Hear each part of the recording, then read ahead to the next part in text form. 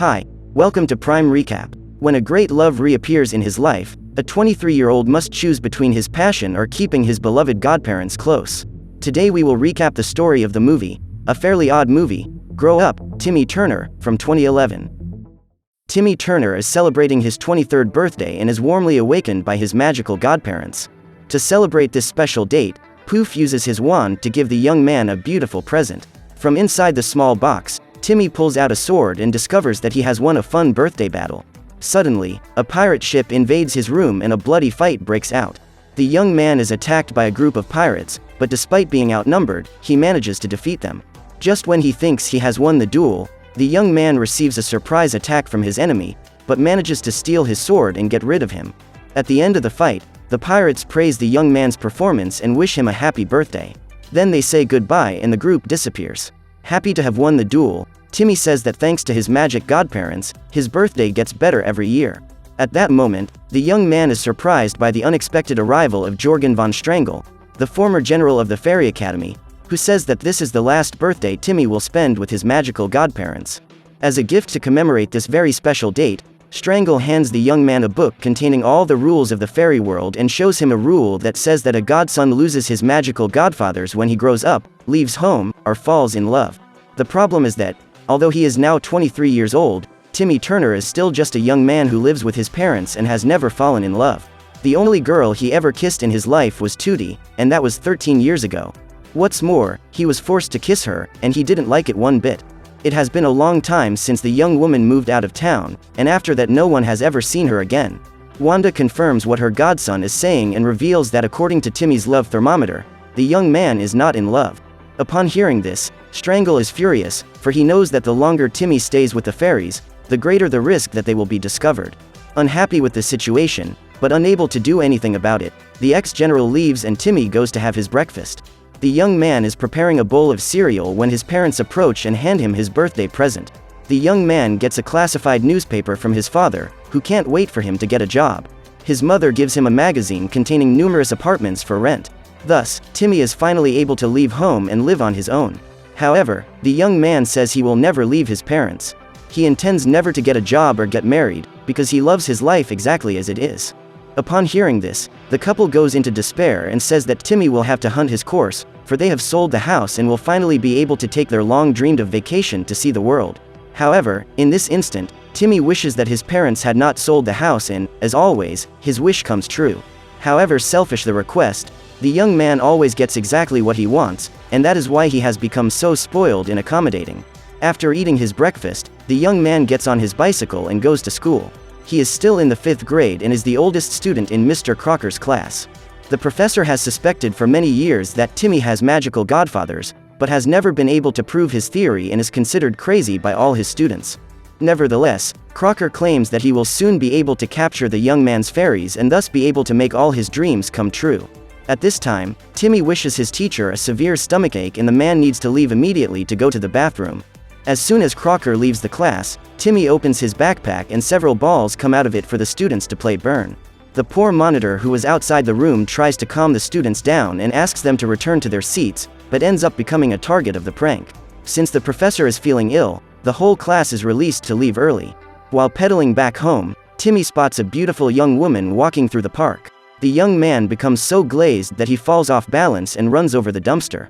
At that moment, Cosmo and Wanda show up and discover that a great disaster is about to happen.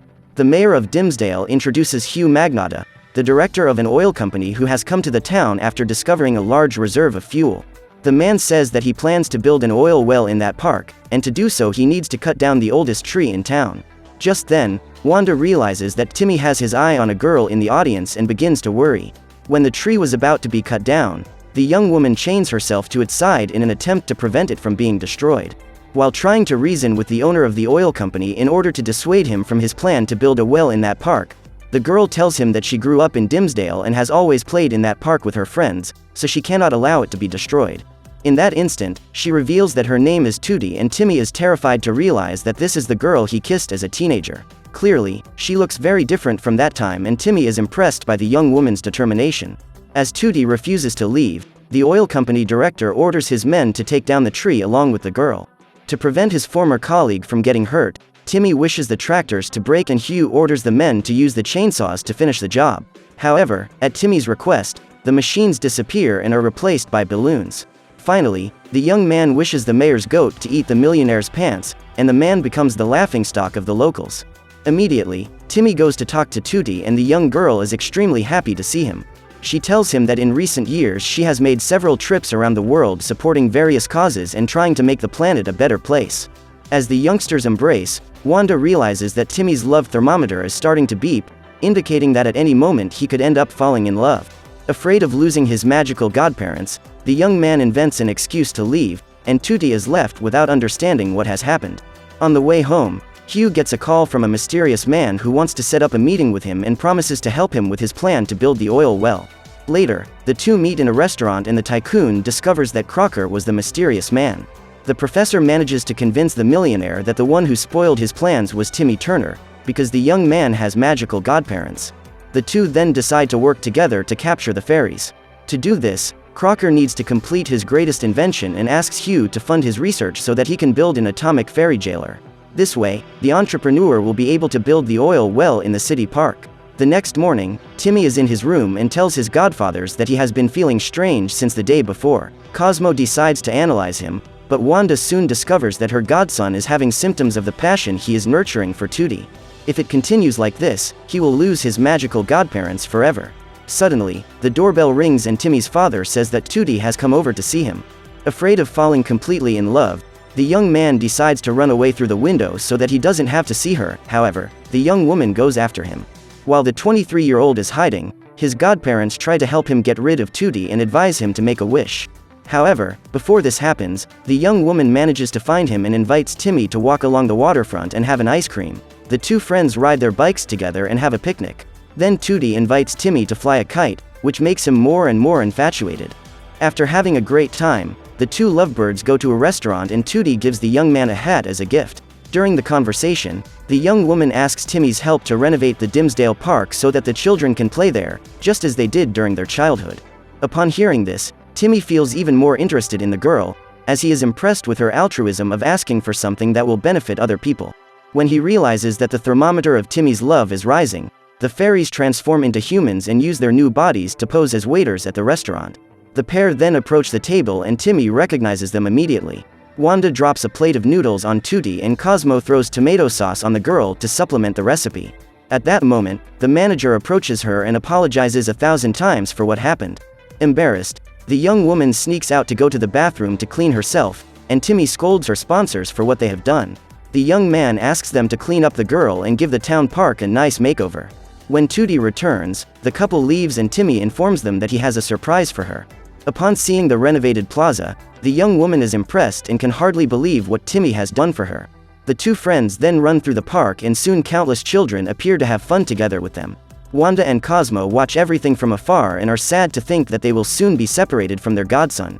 The two young men are sitting in the tree when Timmy makes a request and the log begins to blossom. It is getting late and the weather is getting cold, so he takes off his coat and uses it to warm the girl. In that instant, Tootie feels extremely passionate about her friend and prepares to kiss him.